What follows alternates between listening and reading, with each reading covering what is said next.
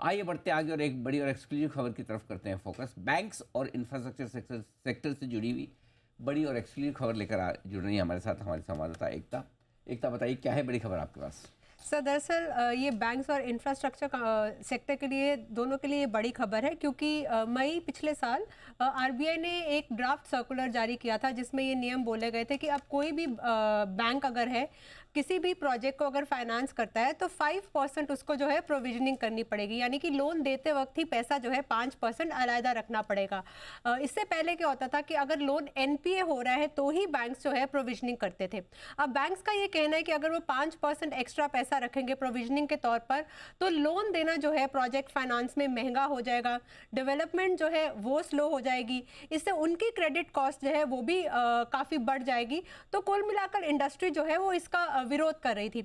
अब अगर सूत्रों की माने तो प्रोजेक्ट फाइनेंस में ग्रेड लेवल पर जो है प्रोविजनिंग हो सकती है। इसका जो है आरबीआई ये थोड़ी सी ढील दे सकता है। इसका मतलब ये होगा कि जो ज़्यादा रिस्की प्रोजेक्ट्स हैं जैसे कि हाईवेज हो गए, इनमें प्रोविजनिंग ज़्यादा, और जो कम रिस्की प्रोजेक्ट्स हैं जैसे कि सोलर हो गया, रिन्यूएबल एनर्जीज हो गया, इसमें प्रोविजनिंग जो है ये कम, यानी कि ग्रेड लेवल पे प्रोविजनिंग सीधा 5% प्रोविजनिंग सारे प्रोजेक्ट्स के लिए ना हो, ये जो है आरबीआई थोड़ी ढील दे सकता है। लेकिन हाँ, जो पहले होता था कि एनपीए के वक्त ही प्रोविजनिंग करनी है वो नहीं होगा। अब प्रोजेक्ट फाइनेंस में प्रोविजनिंग तो है वो पहले ही करनी पड़ेगी, 5% या उससे कम।